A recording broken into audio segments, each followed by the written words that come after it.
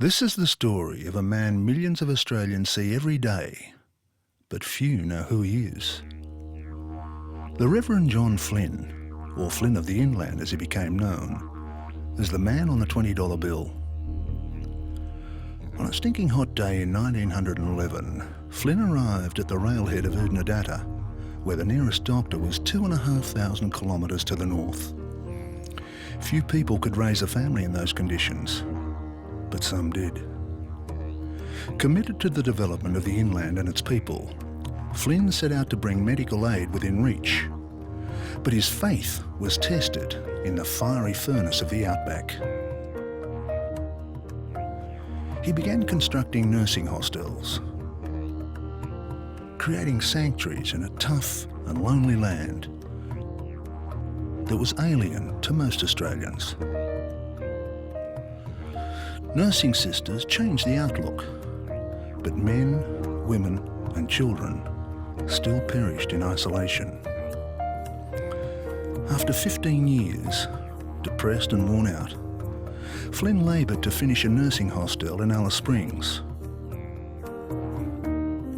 waiting on camels for war shortage materials from 1,000 kilometres away.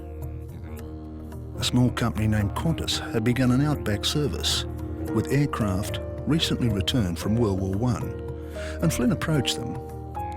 He wanted a stretcher-bearing aircraft that could carry a doctor and a patient. Incredibly, after 5 years at war, an aerial ambulance hadn't been invented, and even if it had, there was no radio to call it. In Sydney and the bush, Flynn faced failure, ridicule and financial ruin, until he met a young engineer named Traeger.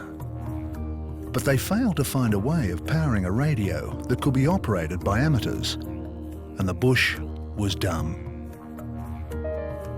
Flynn discovered that the most important thing in life was to survive failure.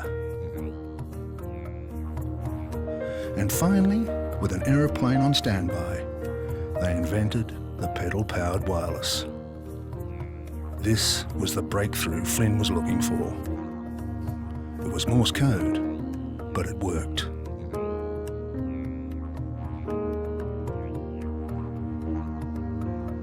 As aviators began to conquer the seas, Flynn's Dearest Dream took off in a canvas-covered biplane.